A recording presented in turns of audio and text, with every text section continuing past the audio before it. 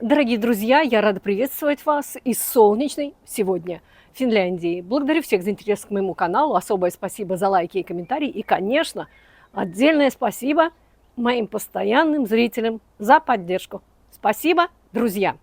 Я подготовила небольшую нарезку новостей. Кому интересно, пожалуйста, проходите, присаживайтесь, устраивайтесь поудобней.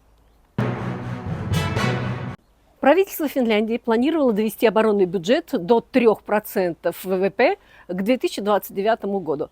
Теперь бюджетные планы придется, по всей видимости, пересмотреть. Генсек НАТО Марк Рютте направил письмо всем членам НАТО с предложением: страны, участницы Альянса, должны тратить на оборону 5% ВВП к 2032 году.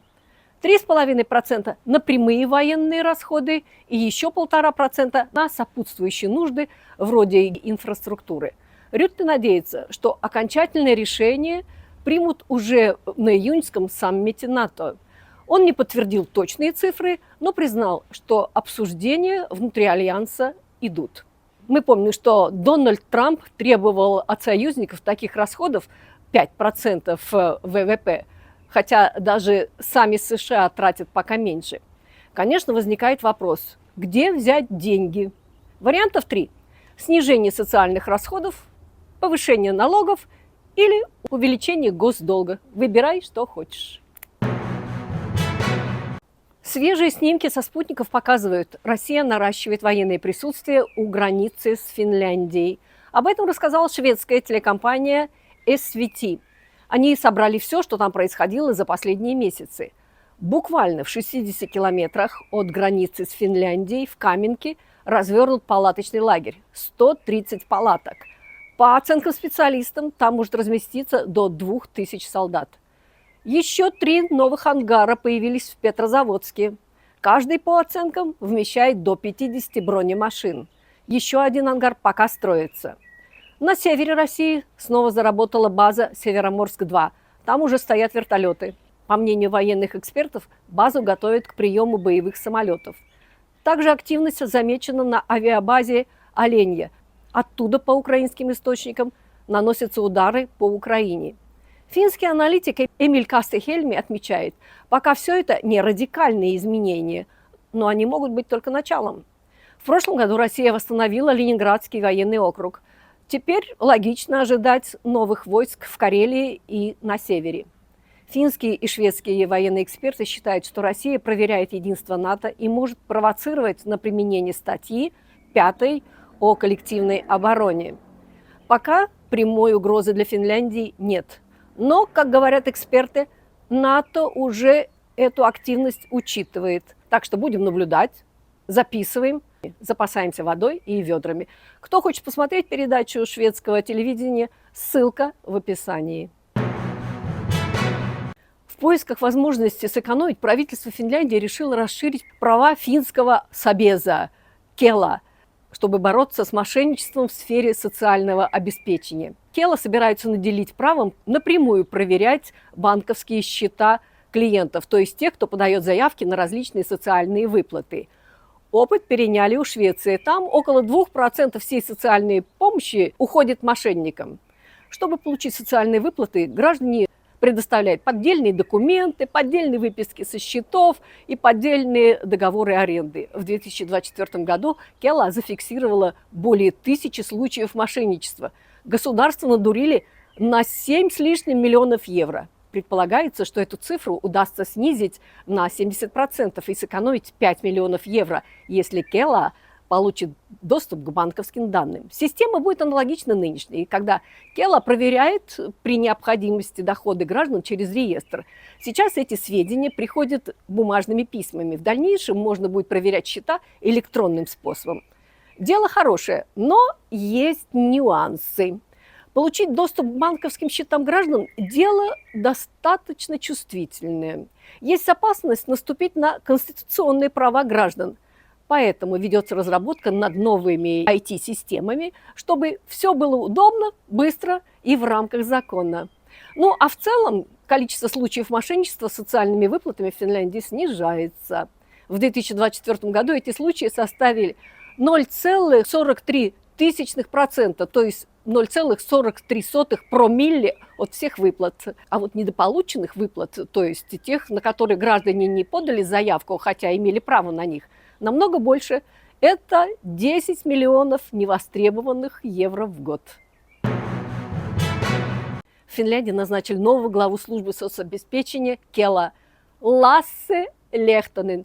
Человек, уход которого из объединения больниц ХУС отметили всеобщим ликованием и шампанским. Провожали, 2 баяна порвали. Однажды он баллотировался в парламент Финляндии. Подчиненные голосовали за него на выборах, чтобы он, бога ради, ушел в парламент и перестал мешать работать. Лехтонен потратил на кампанию 60 тысяч евро, набрал 2600 голосов, но в парламент не прошел. Зато в Кела пролез. Журналисты расспросили его бывших и нынешних коллег. Умный, говорят, но тяжелый в общении. Некоторые сравнили его с Дональдом Трампом и Наполеоном. То есть он либо горластый, либо ростом не вышел, а возможно и то, и другое. Один из бывших коллег заявил, с ним просто невозможно работать. Сам Лехтонен признал, да, возможно, кого-то обидел, ну да, возможно. И вот его назначили главой Кела. Хотя изначально Совет хотел выбрать совершенно другого человека. Но правящие партии, коалиция и истинные финны, перусsuomalaiset, встали грудью. Нет, будет наш человек. И точка. И никаких обсуждений с оппозицией. Лехтонен спешит успокоить. Политика тут ни при чем. Ну да, конечно, ни при чем. Так что, Кела, денег нет, но вы держитесь. Удачи! Запасайтесь шампанским. Оно вам пригодится, когда начальник сменится. В городе Котка собираются построить завод по производству аккумуляторных материалов. Уже были радостные реляции. Завод обеспечит работой 270 человек. А на этапе строительства будет задействовано до 600 человек.